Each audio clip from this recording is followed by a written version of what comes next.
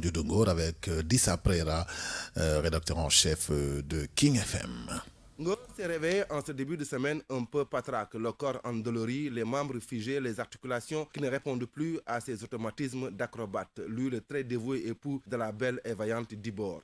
Au pied du lit, assis la tête baissée, l'esprit voyagea dans le temps, l'époque où au village, il terrassait tous ses adversaires dans l'arène de la place publique. Sa souplesse était un de ses atouts les plus redoutés par les autres lutteurs. Mais hélas, les efforts de la Saint-Valentin sont passés par là. Ce matin, Ngor a un réveil difficile. Il faut dire qu'il a son amour indéfectible à Dibor ce 14 février. Bouquet de fleurs, des tiges de bougainvilliers multicolores cueillies gratuitement chez son ami le fleuriste, puis le bon petit resto du quartier. Et pour finir la soirée, le couple a assisté au nguel annuel de l'association du village d'où ils sont tous les deux originaires. Là encore, Ngor a fait étalage de ses talents de danseur hors pair, mais tout en s'occupant de sa chair et notre sphère nationale n'a pu s'empêcher de penser à cette histoire de la fille de Mam Matargueï et de tout le tollé qui a suivi sa réapparition. Toujours assis sur le rebord du lit, l'homme se lança dans un monologue. Il se dit que le secrétaire exécutif de Jamra doit vraiment être en colère, aussi bien contre sa progéniture, mais aussi contre la sorte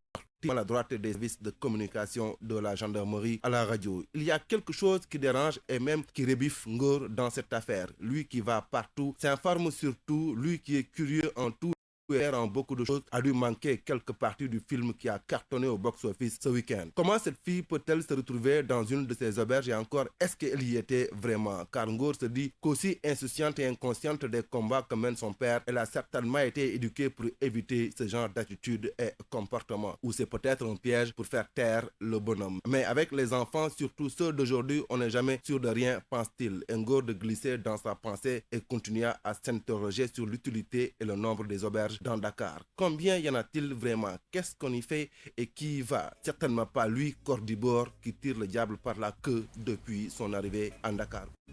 Merci beaucoup à Dissa Prera.